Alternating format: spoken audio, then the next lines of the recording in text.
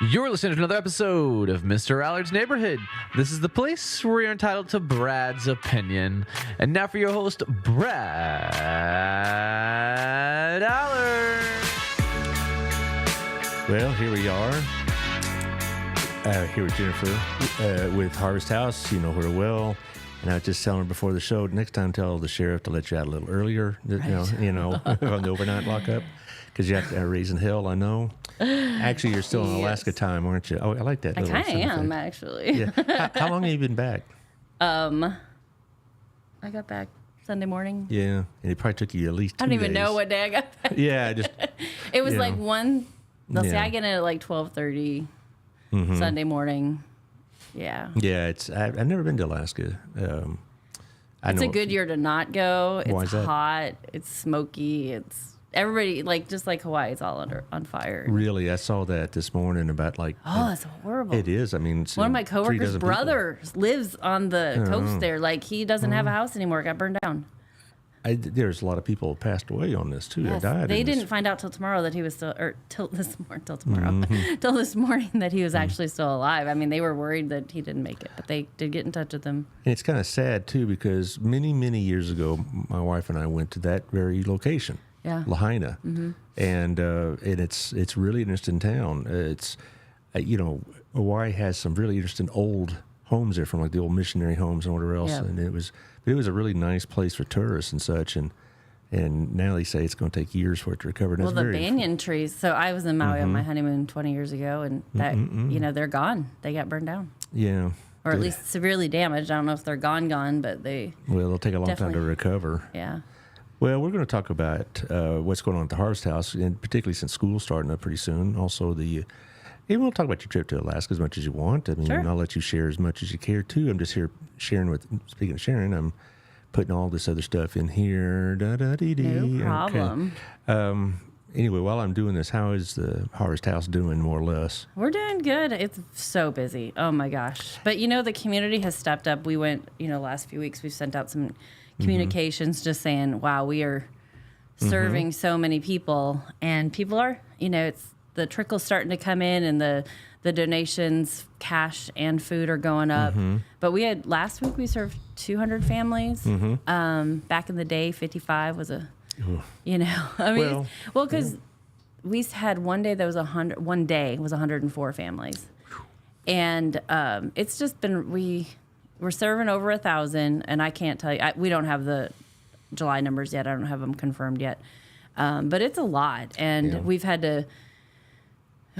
We buy food sometimes. We get food from a lot of resources, and even with that, it's still sometimes it feels like we're low. And school starts next week, which will help a little bit because the kids will get food at school, and that really does make a huge difference when they get food at school. Well, we'll talk about that and other plans got in the fall and whatnot. I'm going to do my usual routine with the sponsors here. So we'll run through them here. CrossFit Burleson, 317 Southwest Wilshire, behind Stone Soup Cafe, and that little strip mall there. It's a great place to work out, particularly in this heat. I guess you didn't miss that in Alaska, but you just told me beforehand it was pretty hot in Alaska, which I'm sure they're not. But I used was in to. the interior, and the interior is the extreme heat. So like on the coast, you're going to get cooler summers, warmer winters, but in the interior, it's hotter summers, colder winters. So It'd be a tough guy to live there, huh? kind of. All right. Well, CrossFit Burleson will make you a tough guy. And so there you are. I like that segue. Okay. I do. All right. It's really good. Shandy Stocksdale at the Stocksdale Group. She's still working that real estate. You read about it slowing down and whatnot. In fact, next week, we're trying to arrange a time for my friend Candy Gow over at U Mortgage to come in and talk about interest rates and what you can do about them, if you can do anything about them, but how you can navigate through that. And Shandy talks to me. We talk pretty regularly about what's going on in the real estate business, and it's slowed down nationwide. It's slowed down a little bit here, but there's still people moving in here. So talk to Shandy if that's your goal to move into this area. Also, a friend Otto at our place. I'll be there later this week, no doubt. It was Thursday. I think I'm going to be there tomorrow. He's It is Thursday today. Did you miss your meeting? No, that's next week. Oh, okay. No, it's every other week. Just checking. Yeah, I don't know anybody who would possibly be late to a meeting. Yeah, no. That's one of my people are so irresponsible. Yeah, I know. Well, you know how it is. You had lots going on. But our place, we do that every other Thursday morning, and I am not an early morning person. I like to think I am, but no, I get up grudgingly. But when I get there, I'm glad because, they're real good men, and we... It's really good food. Yeah, so. it is. Yeah, that too. One of my absolute favorites. Mm-hmm. Also, another one of my favorites is Wild Cigar and Culture. I go there every now and then. I don't go there daily, certainly, but I go there, I would say 2-3 times a month, and it's really nice, and it's a quiet place to get a drink. And if you smoke cigars, they got the selection for them, and it's a real good place. They got a lot of specials on. So even if you're not a cigar smoker yourself, probably you know somebody is. So it's a great place for gift cards. And Christmas is just around the corner. I bought my first Christmas present yesterday. Good heavens! I did. That to me... It was just an accidental gift, but it doesn't matter. I was like, it's my first Christmas present. Well, I know people that do that because, all the sales and whatnot, but it's like, and they want to avoid the hassles, but I don't know. I just ran across something unique. That was the only reason. And I was shopping with my kids for back to school. No? So, you got to do it while it's there, right? Like I said, accidental Christmas present. Well, also, our friend Tiffany, she's doing all right. I see her gallivanting all over the place this summer. She's had a really busy summer. We're going to talk to her probably sometime in mid to late September. Local Life magazine is out. It's the issue is about financial services here in Burleson and banking and whatnot, so you can check that out. It goes to 30,000 homes, so your ad gets a lot of coverage. And so check that out. localiftx.com is the website. So I'm going to say something about that I didn't know before, because it's not just Burleson. We're like Burleson now is just Burleson, which, that goes to like all around Johnson County. So Yes. I just recently learned that. I should have known that, but like, anyway, I'm just sharing that because it's interesting information. Then they're expanding. They're trying to move further and further into Joshua and south into Alvarado. They already cover a lot of that area already, but I talked to her, 3 months ago about that. And she, it's an expense to add to the mailing range, but she's, slowly broadening it every month. And so, I would not doubt in a year or so it's going to be covering the entire county. So Great publication. yes, it is. Great people. Yes. Also, Southern Gym. Have you been to the new location? I have not. You need to go. When I say new, I want to make Downstairs. sure downstairs. It's not like it's another building entirely. It just went from the third to the first floor, and it's very, very nice. And I think she's going to have. She was at the B&I meeting yesterday. She's going to have like a Chamber of Commerce get together on the September 12th, which is their monthly network at night meeting. Yep. That's a big deal. Yeah. And so Southern Gym is really, really nice. I mean, I went in there for the first time about 10 days ago. I was just doing a little customer care, so to speak, at Wild. So I just walked on over, across the parking lot. There it is. And, a little sponsor care, whatever, hey, thanks. And, Right. It's very nice. And I've always promoted this part. Take the husband, drop him off into Bullpen, put a beer in his hand and watch the sports while you go and spend the kids' college money. There you go. So, all right. Also, thank you to Old Pro Roofing, 817-734-2756. We'll get you John Williams, and he'll come out to your house. He'll check your roof, and he'll tell you if you need repairs. He'll tell you if you don't need repairs.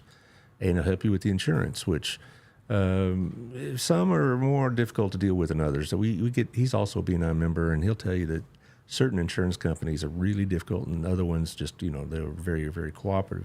Like the following one, Texas Farm Bureau, they're known for being really good for their clients, and Melissa will tell you that as well at 682-804-0534. She did say, have your insurance looked over by a professional because the rates are going up everywhere across the country. In fact, in some states, they're even dropping clients. They're not doing that here at Texas Farm Bureau anyway, but they're, California and Florida and places like that, they're just not writing new policies. And so Texas Farm Bureau will be there when you need it. Also, Lisa and Morris Smith will be there if you need it at Stop Restoration, where they get it right the first time. So if you have water damage, wind damage, fire damage, biohazards, I asked her, okay, what's a biohazard? Unattended death. And I thought, whoa, that's grim, but that happens. Yep. Sometimes you don't even know it, but it is a biohazard. And so they go in there and take care of that. Also mold, which is a big deal in Texas. And they're licensed mold people. So give them a holler if you have ever need. I think that's about it. I'll be getting a new sponsor next month, but I'll wait till next month to announce it. So, Cool. Somebody jumping on board, somebody well known in this town. So I'm really happy Nice. about that.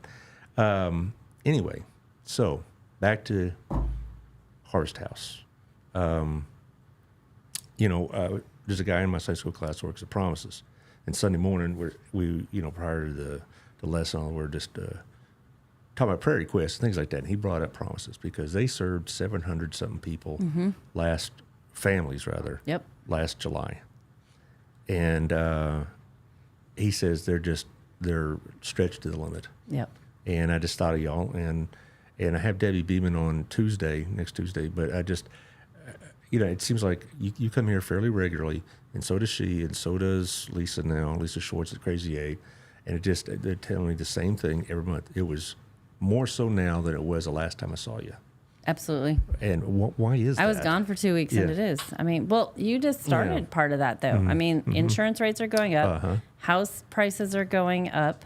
Part of that's your escrow and stuff like that. Right. Car, home, all the insurances with all these fires and stuff, that pushes those prices up. For the most part, grocery prices are up, but there's some that are down. I've been told that by it's the basics. No, like eggs aren't $7 anymore. Oh, well, there's a few things like that, but like everything else is. Gas is still up. Yeah. I mean, so you put it's everything. It's not one thing, and you can't make a decent. I mean, I wrote a newsletter last month, and it was just talking about how families even over $90,000 a year are struggling right now.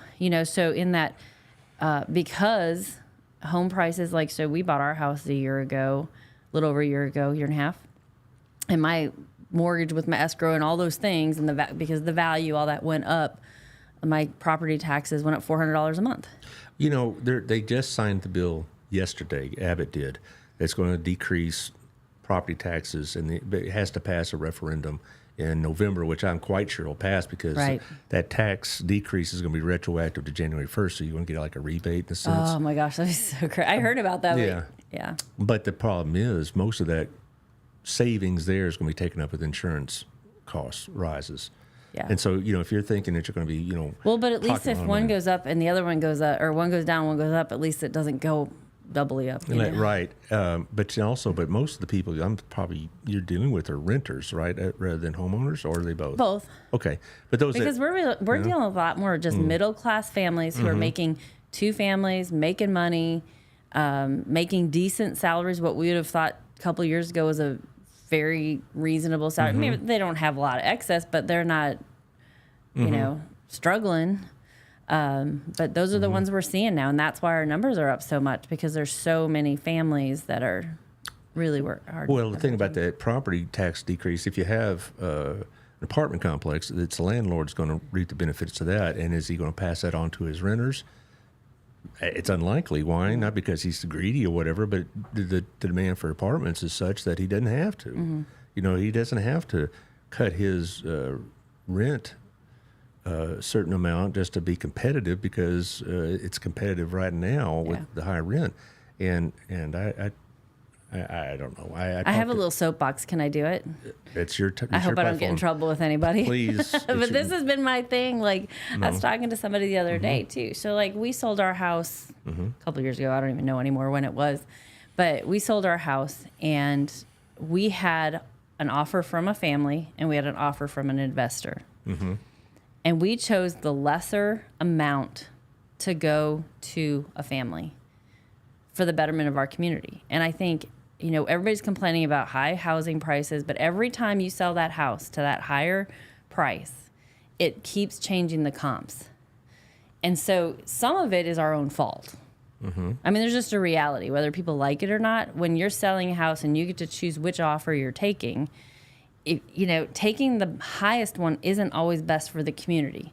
And yeah, it's nice to get an extra $400,000, in your pocket or whatever. But that's a lot of money. Yes, I know, but you know what I'm saying. I didn't make that much, by the way. But, wow, what a house you must have had. Just kidding. No, but it may be between $70,000 and $50,000 in equity, or over asking, and it's so easy to say, yeah, I want to do that, but at the same time, when we do that, and I'm not an economist of any kind, but it pushes the comps, it pushes it all up. And so then we all want our value to go down, but we want the highest value when we sell it. So some of it we have to think about. Well, when my daughter was selling the house, she got an offer from an investor. Not an offer, a look. That's a better way to put it, because they never did put an exact figure on it. But it probably would have brought more to sell to the investor, but not enough to make a big difference in this case, because it was a smaller house and whatnot. Right. And we wanted to move the house and whatnot. But dealing with these investors, I've been reading about how these big multi-hedge firms are coming in and they're buying huge numbers of houses in communities. And it's not just driving up the cost of the houses, but the cost of the apartment rent. Yep. And they're coming in and they have the wallet to do it, to take a short-term loss for a long-term gain, because there's all these tax advantages as well. Right. And so it was, there are like hundreds of thousands of houses being sold monthly, not to other homeowners, but to these investment firms, these hedge funds and whatnot, and some of them are foreign. The Chinese are buying a lot of houses. That's one of the things that Roger Williams says, that the Chinese own 31 million acres of farmland. They own our food supply. And I've heard about the housing. I hadn't heard about that, but I don't want to get all into politics, but Go ahead. yeah, whatever. But I'm just saying, because I know I'm representing Harvest House, so I want to be careful. But I guess my point on the housing and stuff is there are some things that we can do. If landlords would be willing to pass on some of those, it's competitive, but what else could happen to help create affordable housing and affordable living again? Generally, you don't see prices go down. You don't want them to go way down, because that's not good either. But by kind of, I don't know. Again, no economist here. I'm just looking at what's happening in our world and how, we've got so many expenses go. Are there things that we could do that maybe we lose $1 or $2 in our pocket, but it's not going to sink us, that we can do? But that's just me being... I guess not a an capitalist. American system. Well, a family who's struggling when we're working, but whatever. Well, my cousin is retiring from the crop agricultural business. Okay, and so he put a lot of his land up for sale the last year or so. And you'd be surprised how many owners of land in middle of nowhere, Oklahoma, are owned by foreign accounts, Chinese included. Yep. But Chinese are big buyers of American farmland in places that we're not. Right next door to us. We don't even know it. Yep. And because in his little county, there are a couple of large acreages that are owned by foreign investment firms. That's dangerous for our country. It is. To be owned by. It is. And, when I was in high school, it was the Japanese that were doing this, and we were all worried about the Japanese coming and taking over, and now it's the Chinese. But, in fact, my next show that I do solo is going to be on China, in fact, which is... Fortunately, I got a lot of guests, so I got a couple of weeks on before I have an opening. But I was reading a lot of material about China yesterday, and it's they got a lot of problems, a whole lot of problems. And when they have a lot of problems, they tend to export those problems, or make them outside the country. So we're gonna. That's a couple of weeks away. We're here to talk about Harvest House. Yeah, I was going to say, I need to not talk about politics. No, that's not politics. That's just observations. It's not. So anyway, but we heard Roger Williams talk yesterday at the Rotary, and that's where this was so fresh on my mind, But and then because you asked, what is it that's causing it? It is so many factors. It is not one factor, and that's why every one of us is feeling it in our pocketbook. That's why, and I know a lot of people can't give like they have in the past, but they might be able to give a smaller amount. And how, whether it's us or another nonprofit, there's so many nonprofits that are essential for keeping our community strong. And that's what we need to do, is just encourage people. I mean, if it's $5, it's $5. If it's $1,000, it's $1,000, and that's amazing. Yeah, I was talking to Bianca Lowry Tuesday, and she said the same thing over at the Center for ASD. Yeah.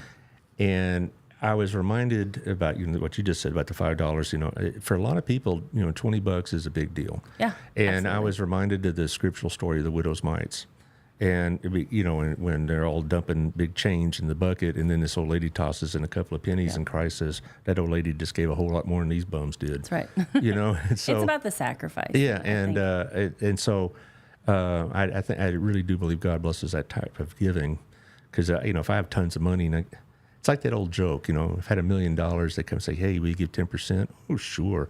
And if I had $10, you give 10%. And you say, "Well, I have $10." So, it's tough. But and I hear this a lot about what's happening because of the economy.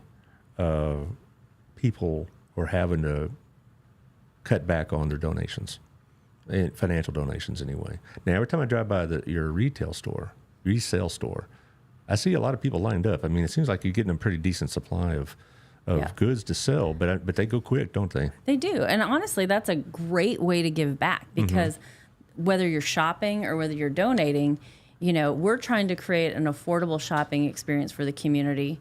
And those sales all go back into our programs. And, obviously we have to pay our salaries. But outside of that, it goes back into our programs. So it helps make sure we have food in our pantry and financial assistance. And, the financial assistance we have just year after year. And we didn't have as big of a budget this year for financial assistance as we have in the past. We had some other expenses that had to be taken care of, but we're writing a lot of grants, and those are things that we continue to need to do.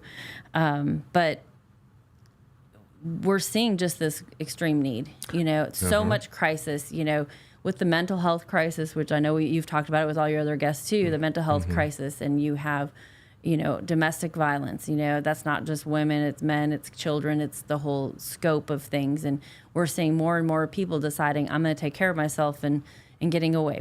We are trying to prevent homelessness on that side of things by helping people stay in their homes, by helping make sure that they can pay their rent or their mortgage. Because once you become homeless or get evicted, it is so hard to get rehomed, to get back, and it's expensive and all of that. So I don't know. I don't Taylor, who is this asking the questions? I think that's...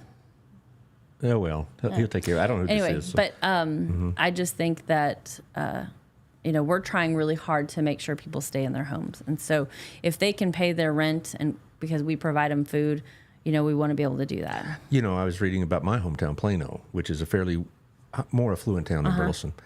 They're having a real homeless problem as well. Oh, yeah. And not just what you're describing, people living in cars and couch hopping, which is part of the problem, but also visible homeless, so to speak, under the bridge. We've had a lot more of that too, and there's a lot more of that happens than people really realize. I don't see it as much when I'm just driving around town or whatnot, but maybe if I drove around later at night, I might see it. But Plano, you think it is an affluent town. When I grew up there in the 80s or 70s, I graduated in 1980, and I lived there a little bit in the 80s, it was just booming, and you never seen so much money being thrown around. Yeah. But they're having these problems, big problems. And also the article goes on and talks about other like communities in that region, Allen, Frisco, et cetera, because of what we've been talking about, the rent and the housing and people just, people that we're not talking about homeless in the traditional sense that they're all mentally incapacitated or drug addicted or whatever else. We're talking about families that have jobs and it just to me that's astounding. Yeah. And so I've been reading a lot about that lately. I guess you brought my attention to it. Yep. As far as other types of homelessness, I see this problem in Burleson becoming more prominent. A lot of people think it's just Fort Worth shifting it down to us. And it's not so much that they are exporting their problems to us, it's just the problems are growing. Right. And we associate homelessness with Fort Worth maybe or Dallas. Some of it has been reallocated. How does Fort Worth do that? How do they reallocate it? I didn't really understand this, but I was talking to somebody the other day, and it's like when they shut down the housing projects over off in downtown. Yeah. Oh, you're talking about by the highway? Yeah. So those families were moved to other places, and I spoke to somebody in a community the other day, and they were talking about their school district. Like they literally put many of those people in like one or two apartment complexes, like right near their school district. Right. Well, they actually had to redo their entire system in that particular elementary school because the kids were so far behind, and so like they literally like picked them up. Like now we see. We don't have like Section 8 housing per se. They're intermingled amongst traditional apartment complexes. And I think there's probably a requirement of how many Section 8 housing or housing assistance type units they may need to have and that sort of thing. So you might see people who are getting Section 8 or housing assistance living in the apartment complex next to you. So that's kind of, I don't know the legalities and all that, but that's what we see is where they're living. They're interspersed amongst our community, which I don't think is a bad thing, because I think they're just people. They shouldn't be put off in this like little place that, right. you know, but there's cultural issues even outside of poverty. Like there's a culture. And so many of I think the issues we have in our society are cultural, you know, and like we have to understand the culture and educate ourselves and others. So even the families we're dealing with, we have to understand them. They have to understand us to find that place where we can all grow together. You know, but that would take talking about hard things, being nice to each other, having compassion and empathy from both sides, and being willing to identify areas where we're wrong and grow in areas that we're right. I appreciate you bringing up the culture aspect of it, because there is characteristics of poverty that sometimes make it more difficult for people to accept and to be integrated into the system. Some of those, you know, it's tough. You know, and I'm not going to say that the poor or those in poverty are blameless in this. Well, I mean, sure. they, you know, sometimes their pathologies, if you want to call it that, or issues, cause a lot of problems for a lot of people, and you know, mental, emotional, financial, whatever. But you find that on every spectrum of the economics. Yes. But I know what you're saying. I do know what you're saying. Yeah, and so that's what that's what a lot of people think, and in some cases it's verified, in some cases it's not. But you know, I just remember back in my youth when they were going to build a Section 8 type housing. I don't know what they called it back in 1979. We was going to build it at the end of my block, and it was a pretty decent neighborhood. And man, the people went crazy because nobody wants that in their neighborhood. Yeah. So when we're talking about mixing these people with amongst like just, you know, into various apartment complexes or housing units or whatever else, as opposed to, you know, segregating them all into one area, I think that's a better policy. You know, Shandy and I talked about this a while back when she was on the show. She knows a little bit more about this, and it's a better policy in the sense because you're not creating pockets of housing areas that are constantly under stress, constantly needing police attention, constantly, you know, we know what we're talking about. We've seen those complexes before where they become magnets for a lot of the pathologies that we don't want. And so I think this is a better policy. Now, it has its own challenge. Everything has a challenge. That's the thing. There isn't a good answer. I mean, the bottom line is there's no good answer. And until we can like really listen to people, I think, and understand where they're coming from, it's... Do you ever feel like you deal with a lot of these people? Do you ever feel like they need to take more responsibility for themselves? Absolutely. Okay. You know, because a lot of people I know want to do the right thing, but they often feel like it's a one-way street. You know, they give, they donate, they pay attention, they pray and feel certain things, but sometimes they don't feel like that's reciprocated on the part of the recipient. But I think, so my piece on that would be that a lot of times the recipients don't know how. Nobody's ever taught them. I mean, that whole education is power thing is very real. Like if you grow up in poverty and this is your culture and this is your lifestyle and all the past 5 generations have done this, you don't know how to get out of poverty. There's a Ruby Kane Payne, you know, she did Hidden Rules of Poverty. You know, oh, I think I read that book of her school many years ago. Probably. It's so what's the name of the book again? Outstanding. Hidden Rules of Poverty, or Bridges Out of Poverty. Right. I did read that book about a decade ago. But a lot of, I mean, it's still so true today. You know, it's cultural. Like and it's why her examples and other examples I've heard are, you know, why somebody who comes out of poverty and they make it to the NFL or the NBA and they go broke or get into drugs or within a year. Because these are different cultures, and how to like exist in them, there's different rules. Like if I went to live in the Stop 6 area, there are rules I don't know. I might get myself in some trouble. It's the same thing if somebody's coming out of poverty, coming into middle class. Like if I went to they'd get in trouble. But like if I went to the White House, I would not know what to do. I don't know the rules of that class, if you will. I don't know how to function in it. And it's not good or bad. It's just a thing. And unless we learn how to function in that, so like somebody who may be receiving things. So that's part of what we do is there's expectations. So we have to have this paperwork. We have to have verifiable things in order for you to get assistance. You know, we need to have a conversation. What is your plan for next month? Those are ways that we try to, on the baby steps, because that's a lot of times what some individuals need because they've never even been to there where somebody's helping them set goals. When you live in crisis year after year, you're just hoping to make it through the end of the week. I used to work at Big Brothers Big Sisters, and I will never forget one of our vice presidents had mentored a little boy, his little brother, and they were talking about dreams and goals, and the kid's like, I just want to live through the weekend. You don't want to get shot. That's a tough story. But that's reality, and it's different in different, and that was in Dallas. That wasn't like in some horrible place, somewhere far, far away. It was like inner city Chicago or something like that. Yeah, but you hear terrible things about. And I have my dad's friend. He is a pastor in Southside Chicago, and we were just but he was talking about the hopeful side of it and how you can intervene in lives, but you've got to be able to listen and not just be like automatically, this is who you are and what you are. You have to be able to listen and see what is the culture. What do we need to do? Because it's so much more than just, they need the financial assistance, they need the education in order to take those steps out.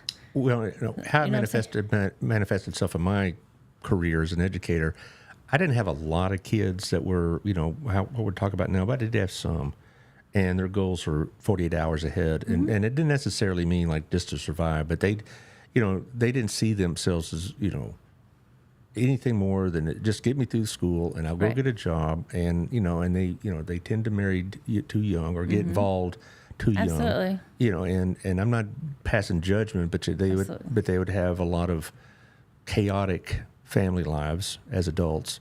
And it was just something like I would see them as students, as 16-year-olds, and like, oh, you ever thought about going to college? Well, no. I just want to get through this school year and be done. And then, some of them would be recruited by the military, which I'm a big fan of because I'd see some of these guys later and they would be straightened up and about 20 more pounds of meat on them. And they were yes or no, sir, and look me in the eye, as opposed to 2 years ago, I thought this guy's going to literally be in the joint. Right. And but it would just, I'm glad to hear, really am glad to hear, and I think the listeners need to understand that it isn't just here's your food and I'll see you next month. It's you do have levels of expectations that you place upon the recipients. And a lot of our food, so like food we give once a month, and there aren't many restrictions. We used to have a whole bunch pre-COVID, and after that we just realized it, and with our number of people we serve. So, but if they're coming back and they need food more than once a month, like if they're coming back, we're like, okay, there's something bigger going on as opposed to you just needing help. So we will sit down and meet with them and try to find out. We have a lot of resources. Like, what do you need? Do you need this resource? Like, we just started an ESL class. It's free on Tuesdays that one of our longtime volunteers has started. And we're going to, each quarter, we want to continue to try to add new things. Because a lot of times families don't need, yes, we all need financial education, including myself, but that's not the first thing we need. You look at Maslow's hierarchy. Right. You have to like yourself first. You have to care. You have to have hope that there is a future before you even worry about a budget. Because yes, that's the immediate thing, but you're not going to be able to mentally get there spiritually. We want to minister to people and let them know that there is hope in Christ because we are a faith-based ministry, and we want them to know that Jesus loves them more than anything. But they can't hear that if they have an empty stomach or don't have a house to live in. And so we have to stop some of the crisis before we can move them on. The book we mentioned earlier about the Bridges Out of Poverty. Right. One of the things I remember coming out of that was sometimes people that live in this culture don't have delayed gratification type restraints. They satisfy their wants right now, and they don't understand things like saving money. They understand spending money. They don't understand about, okay, we're going to set stuff aside for later, and because their lives have always been right in front of them, and they didn't see themselves 6 months from now. And so that was one of the things I got away from that book, and I bet you have to talk to them about, hey, you have this, you need to save some of that for next Right. week, right? Is that the kind of conversations you may have? Absolutely. What is your plan for next month? That's the conversation we have. How are you going to pay these bills next month? Yeah. And thanks for the shout out on Maslow. Because really, Maslow, we don't often think about it. But if you don't have your food, housing, shelter, and then you don't have a safe place, so you might have shelter, but if it's not in a safe place, there's just layers. I mean, and I think Maslow's hierarchy is very biblical as well. We have to take care of each other, and we've got to sure. have those things. And you can't receive love or get to that place like, why are you not successful in a job? Because you don't like yourself. You don't think you're worth anything. So somebody makes you mad, you get mad back at them, and you get fired or you quit. And it's the same thing with a lot of foster kids. And we don't. That's not our ministry or at all. But a lot of times kids who go into foster care will just push their foster parents until they say, go away, because they feel like they're going to get pushed away anyhow. So there's it's complicated. And I think dealing with this population is very complicated. And if you don't have empathy, you can't, it's that whole, if you can't walk in another man's shoes. Well, you mentioned about your faith-based organization. Well, certainly the book of James talks about it's useless to tell somebody, be warm and be filled, if they're not, right. The words mean nothing. Talk is cheap. And so James is a real good guide for what y'all are trying to do. And, I talked to Lisa Schwartz last month, and I have her on later this month, and she's talking about some of the same things you are, not so much with the food issues, but they get clients that do not understand just basic means of getting through the day, financial literacy, life skills, how to use a computer in some cases. And then conflict resolution. Oh, that's a big one, yes. And then another one of your peers, Shreese Olson, will say the same thing. Yeah. With her foster care program, they're taking these kids out of foster care, and they're literally untrained in how to live. Yeah. And whatnot. And so Matthew McConaughey has an excellent video called 18 Truths. I actually like Matthew McConaughey as a celebrity because I think he's a pretty level-headed guy, not one of these Hollywood liberal kooky types. But anyway, it outlines delayed gratification that he uses with clients. He's been successful at helping clients to evaluate their priorities. Well, that's to me, that was the number one thing I noticed about my students, those that are coming out of this situation, is that they live for today. Yeah. And that often manifested itself in drug and alcohol abuse, sexual encounters, shall we say. Yeah. Bad decision making. Right. No priority on education because what good is it going to do them? They didn't see themselves in a white collar position. They saw themselves as going to be making X amount per hour at Target or whatever, or at the grocery store for the rest of their lives. Right. And even if they didn't want that for themselves, that's what they had resigned themselves to. And that was the biggest thing. And that's what Lisa says to me also, is about these people they've been so traumatized, for years, that they don't understand just how to, cope with the day appropriately, so to speak. Absolutely. Trauma responses, we all have them every day. And I think in the workplace, I had a conversation with a coworker yesterday. I said something and I'm like, it created a response I didn't expect. And, we went and talked about it. And, just some things in that person's past, is a trauma response, created a trauma response. And they were very aware of that. But it was like, okay, so moving forward as adults, if I do something that's your response, it's okay for you to say, whoa, the way you said that, your tone, whatever it is, we need to come up with a different way, because then you clear the air. But if you don't know how to, and I'm not necessarily saying I'm some expert on conflict resolution, because I'm not, but in this particular situation, it's a trusting relationship, but to be able to say, hey, let's talk about this or whatever. And I think a lot of times people, and I see it in our culture more, you see it on Facebook, you see it everywhere, everybody's just mean. Everybody's just mean because you don't think the way I think, and it's them and us and those and these people or those people. It drives me crazy, Oh, really? I don't know what you're talking about. Really? Yeah. It just drives me crazy. Well, it is because we're never. I grew up in I went to a very. It was I'm a pretty moderate conservative person, but I'm pretty straight down the middle, honestly. And it's just funny because I went to a college. It was an environmental liberal arts college in northern Wisconsin. And we would just go and we would have so many like arguments and debates is a better word, but they were some pretty heated debates. And then we'd be like, hey, you want to go have lunch? It was a day that there was this ability to really disagree and walk away friends. Right. And I feel like we're missing that now. Absolutely. And, I don't care if you're a Democrat or a Republican or whatever. That's why I try not to be like us and them, because we are in this together. You think differently than I may totally disagree with you. You may totally disagree with me. But if we can't do this together, and I think as we work with our clients, we have to also take on that stance of like, they're coming from who knows where and what.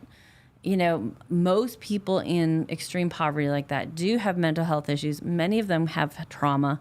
Who knows what kind of trauma, whether it's a vet who's, PTSD. I mean, that's, my father was a veteran. He had PTSD in his later life.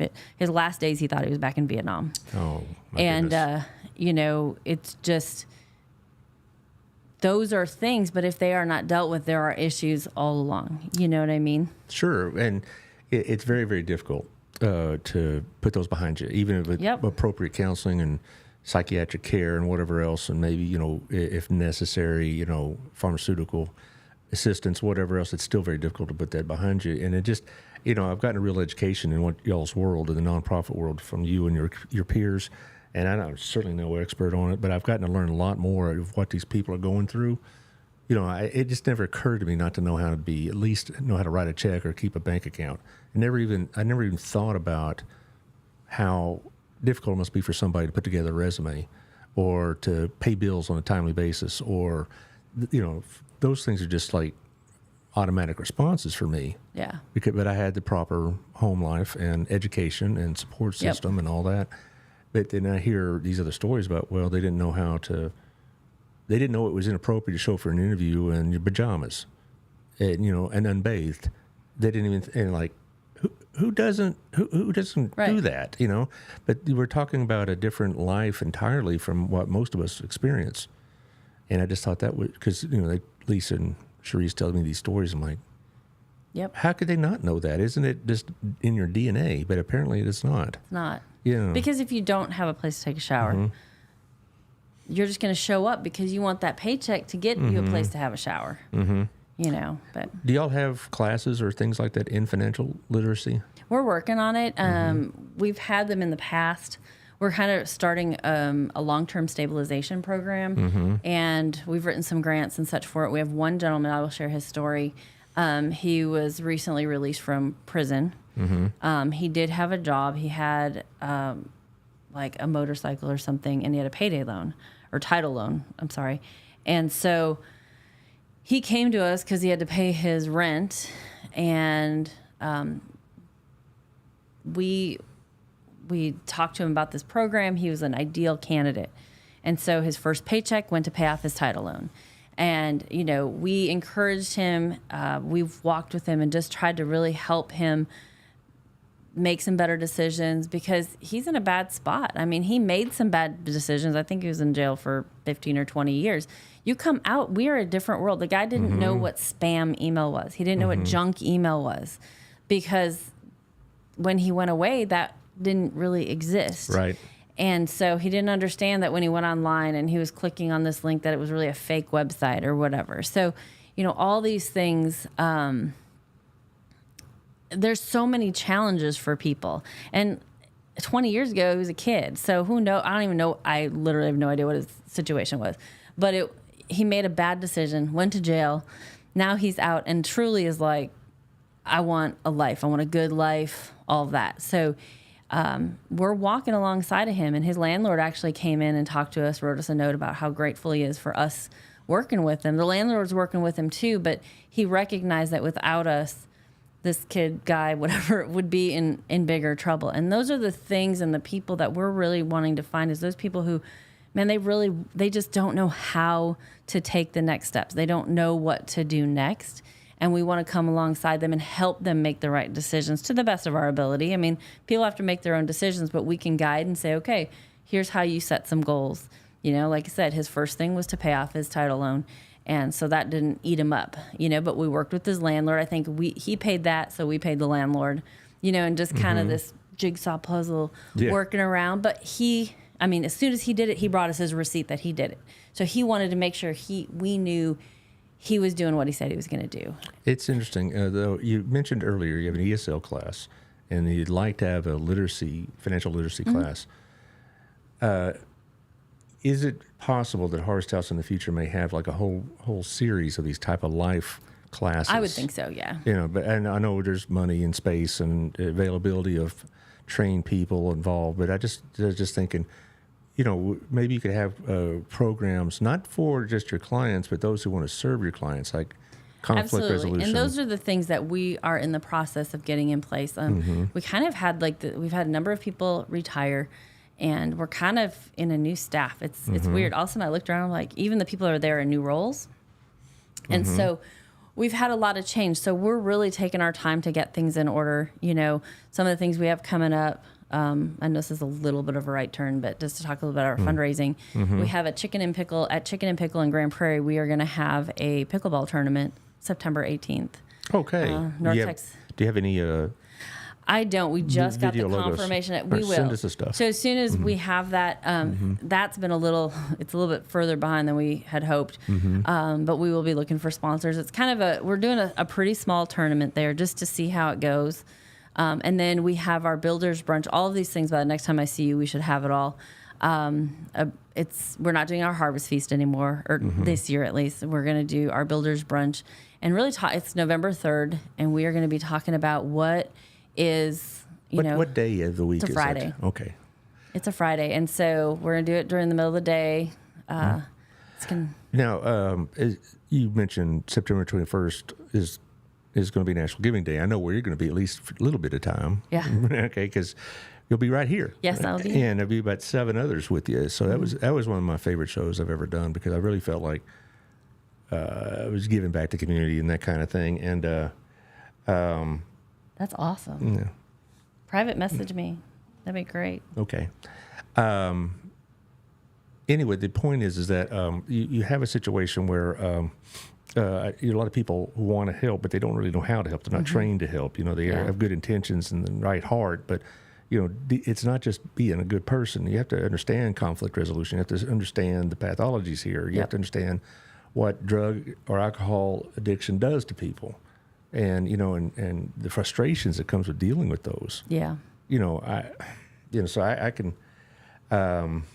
can tell you that right now, it's difficult because it's emotionally taxing to those who are wanting to do the right thing. And I just wondered if also there were resources for you to provide for those people who want to donate time, because like it promises, that they'll take money and goods, of course, but they also need people. Yeah. And it's sometimes tougher than people think. It is. And so right now, our Little Red Schoolhouse program is tomorrow, or Saturday, I'm sorry. Or maybe it's tomorrow. I can't remember. It's tomorrow. I don't even know what day it is. It's so Thursday. Is it on a Saturday, this event, or I can't remember. Wait. Listen, I've been in Alaska, and this is so bad, but I've been back for 3 days, and I am just, so you were saying I could talk about however much I want to. So my father passed away on July 5th. I have been managing my stepmother, who is, it's Jennifer at yourharvesthouse.org. She's responding to somebody on the posting. Yeah, sorry. But my stepmom has been on hospice since December. They didn't think she was going to make it till Christmas. She's doing great.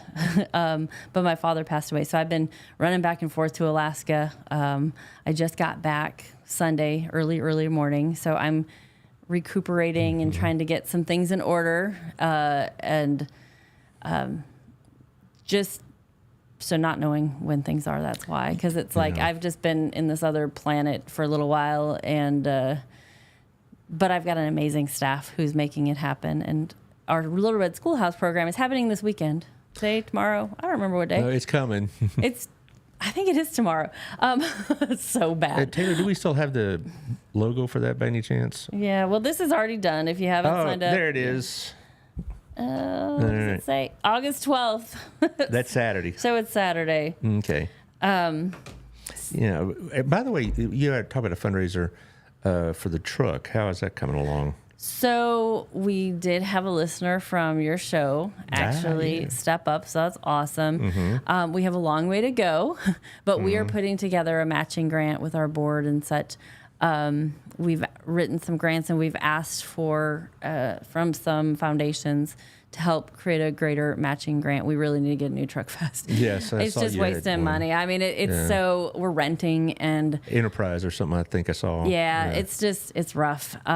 We really need to get a new to us vehicle. They're about $75,000 for one that isn't really really old. And you mean that's a used vehicle? Yeah, $75,000. Yeah. The new ones are about 150. So we're working on. I mean, we can probably get one a little cheaper, but we're trying to just aim for like worst case scenario. So we've been working on it. We've looked at a whole bunch, and so we're working on it. We're in process. But when you're a food pantry, you have to have a good running truck. And, we've thought about a truck and a trailer, but then it's like, then your driver has to know how to back up a trailer really well. Box truck, believe it or not, is easier. So it's just, there's a lot of factors as we look into it. So we've written to, like I said, a number of things. But yeah, so I believe that I believe, no, we had this conversation yesterday, but I think the funds from our chicken and pickle fundraiser are going to go to the truck. I hope so. Yeah. Well, pickleball is getting a really big deal. It is. So this is a small one, and if it's successful, we'll probably do one before next fall. We'll probably maybe in the winter or spring because it's indoors. They only have chicken and pickle in Grand Prairie and Grapevine, so we're doing it there. They're so great. They're giving us the location, some of the courts free. So it's going to help us to raise more money and stuff like that. So eventually, we would like to have. I do know of a pickleball court in Fort Worth, but it's. We always have to rent them. Even here in town, there's some, and we're just giving it a shot because Chicken and Pickle said, "Hey, they basically plan it for us, and that's ideal for a nonprofit when they do much of the planning and stuff." But hopefully, it's going to be super successful, and then we'll do a bigger one because this is just a 3-court, 3-hour tournament, but. The goal is to see how it goes, see how we do, and then do more because it really is getting big. And then our Builders Brunch, which is going to be November 3rd. I'm very excited about that because that's really going to be our kind of showcase of what has Harvest House done, who are we. It's going to be a big deal for inviting our donors and volunteers and such. So we are going to be looking for sponsors for that, for like food and things like that. So hopefully that will really help us kick off 2024 strong. Like I said, I've had a new staff this year. And, when that happens, you kind of actually slow down a little bit just because you got to get your stuff in order, new plans and stuff like that. But I'm really excited. I've got a super talented staff right now that are so passionate about what we do. It's exciting. That brings up a question. I've been asking all of y'all, do you ever just get fatigued? We all get fatigued. Yeah, from what you're doing. I mean, it seems like you're pushing the rock up the hill every day. Yeah. And you ever just say, some days you lie there in bed that I don't feel very compassionate today. I'm sure we all do. Yeah. But I mean, I was that way as a teacher. I mean, I really did like my job most days, but there's some days like, please be my appendix exploding. Right. that pain, we all actually understand that if we're being really honest. Yeah. I'm actually, the next few weeks, I'm actually going to be off on a little bit of a sabbatical, kind of regrouping from my life and everything that's been happening the last few years. So I just think it's important for I want to be able to do this job really well. Well, it's important that people know. Mental health, baby. Right. Mental health. That y'all are all people, all the, you and the people at Next Step and ASD and all the groups we talk about. I'm sure it just some days it really is tiring and you sometimes feel like, am I doing any good at all? I mean, I feel like that way about this show sometimes. Hey, you helped us get a sponsor. It did that? For the for the truck. Yeah, well, I appreciate that, and I've been telling people I feel like the luckiest man in Johnson County because I get to see all this where a lot of people in town don't get to see all this unless they listen to the show routinely. Not everybody does, certainly. Yeah. And I just think how lucky I am. But some days, like, oh, man, all right, I could do this, Yep. And I think people need to understand the burdens that come with this. I mean, you may have, spirit of Christ helping you with this and whatever. But some days are tougher than others. But you know what? The hardest thing for me as the director of Harbor South, that's a good point, is making sure we have enough resources. Financial. I hate asking for money. I hate saying, you know what? We need $70,000 to meet our budget by the end of the year. But you know what? We need $70,000 to meet our budget by the end of this year. And that's true. It's a real number. We need $70,000. Well, guys, you heard it. And so then we had our truck breakdown, and then we were having to pay for rental on the truck, plus figuring out how much money do we spend to figure out if this truck we own right now is worth fixing. Just so many pieces like that. I think eventually it needs to get fixed because we've put a lot of money into it, but right now we need something that's reliable and, buying food, making, because we've had to stop paying a lot of bills because our budget went, we'll have more for the fall, but we have a monthly budget. What? Oh, by the way, are you still hiring people? I saw something in the resale store. Right. Kind of our summer staff are leaving and we're refilling for the fall, but yeah. Both are part-time jobs, I think, of what I saw. Yes. Okay. It's a great place. People would like to work there. Well, sure. I mean, you get to see all the stuff first, and I think I have to set this aside. That's not how that works. So that actually became an issue, and it came to my attention. We actually have really strong rules against that. I know. No, seriously. I have to say that because it became a real big issue right before we moved into our big store. I didn't realize that's what really people were doing. And so we have policies, and if we catch you doing it, you'll lose your job. Because it's stealing. Stealing. And so we don't do that. Well, I mean, I'm sure they'll pay for it, but... not all. In the past, we found out that wasn't always the case. But you still, people aren't donating it, so our volunteer can find the best item. People are donating it for the community. So...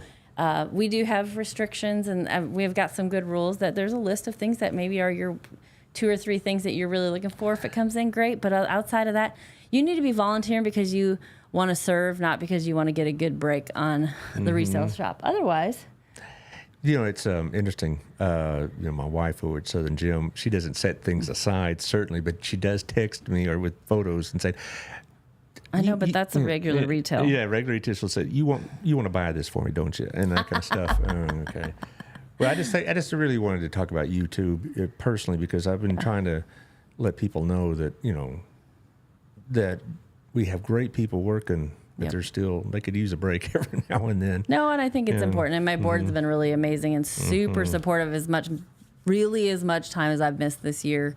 Well, you want to set up a time right now for September prior to your pickleball? I got my calendar right here. Handy dandy Thrive calendar you can buy from D.D. Simpson. I may send somebody else in September. Depending on when I get back. But John can do it. I had John on while you were gone. Yes. Java John, I bet he could help with that. Well, I'll either be there or somebody will. Or maybe one of your assistants. Pickleball is the 17th. You said 18th. September. You said 18th because 17th is a Sunday. No, it's a Sunday. Oh, it is a Sunday. Okay, fine. 11 to 2. I do know that at Grand Prairie Pickleball. So I will send, as soon as I have that, I'll have them send the information to you. But yeah, so we do need to take care of ourselves, and we need to, and that's kind of my thing right now is like making sure that for myself, like self-care has become super important. And yes, it should with be. the many losses I've had, and there's just, it's been really a lot the last few years. And, this job is hard, but you know what? I think more than anything, I watch the mental health crisis we're looking at, and I don't want to be a part of that. Really. And we've got to, as businesses, as nonprofits, we have to say our people are important, and we've got to take care of them. Absolutely. And I think that's kind of my standpoint. And if you have parents who, I don't even care if they're aging or not, get your ducks in a row. Like make sure you have you have a plan. Make sure you have a will. Make sure you have so who's going to be your power of attorney. These are things that I've been working the last couple of years on, and literally got it done January 3rd. And my father passed away July 5th, and I did not see him in between that. And so had we not done that, I would have been up a creek without a paddle. And I am, as much work as it is managing their estate with those papers, I cannot even fathom what it would have been like without. So that's my new soapbox is like, Be get your prepared. stuff. You got to. And, if you want to ask what does that look like, call me, because Well, it's stuff that you don't know. And I'm trying to, that's going to be something I'm going to do, is just try to educate people on what that looks like and what you need. Because my father a few years ago created what he called the bucket folder, and I thought it's like somebody's bucket list. No, it's when I kick the bucket, and it had in this folder all the end of Nice. life procedures, and they already have the gravesite selected. And this is when he was in his mid 70s. Now he's in his mid 80s. nice. And it's not going well. And my mother's, her health isn't as good, and I'm glad that we don't have. She didn't have to deal with it. My sister and I don't have to deal with it. My father, his health physically is okay, but the dementia's setting in. Yeah. And so, but well, he was very much a planner, and so he has it all set up. So great. I'm And so glad for you. And here's the account numbers, and here's who you call, and Passwords, people, passwords. and so I did that myself. Rob and I went to an attorney, a former student of mine named Taylor McPherson, who handles this kind of stuff very well, and we got it done too. And so my kids, if something happens to Robin and I, they're good. Well, that mine is going to be done very soon. Mm-hmm. I mean, I'm only not quite 50, but I'm going to have it done. At least the basics, because you have to have it. Because even a will. I don't will. Yeah, we have a will now. But a will doesn't necessarily mean anything a lot of times. Like, it doesn't matter if you have a will or not, because they really want. Oh my gosh! Well, if you don't crazy. have somebody, Taylor's a good person to talk to. But I'm sure there's local people as well. But anyway, well, we're done. I mean, Well, thanks for having me. time flies, and we'll does. see if we can get you on again. I know we'll see you the 21st of next month, and I'm looking forward to that. Next week, Monday is still kind of near. The guest I had is going to talk about interest rates, but she has a meeting, and so we may be on a little later than normal if it happens at all. And if not, I'll just yell about. I've been want to do a show about China. I'll yell about Biden. I won't mention your name though. And I didn't say anything about Biden. I know. I just talked China. I'll talk China. We'll just see what happens. And then on Tuesday have Debbie Beeman at Promises, and then Thursday have Reach Across Johnson County with Erica Excellent. Byers. Yeah. Excellent. All right. Sorry. Thank you all for listening, and I'll see y'all next week. Thank you.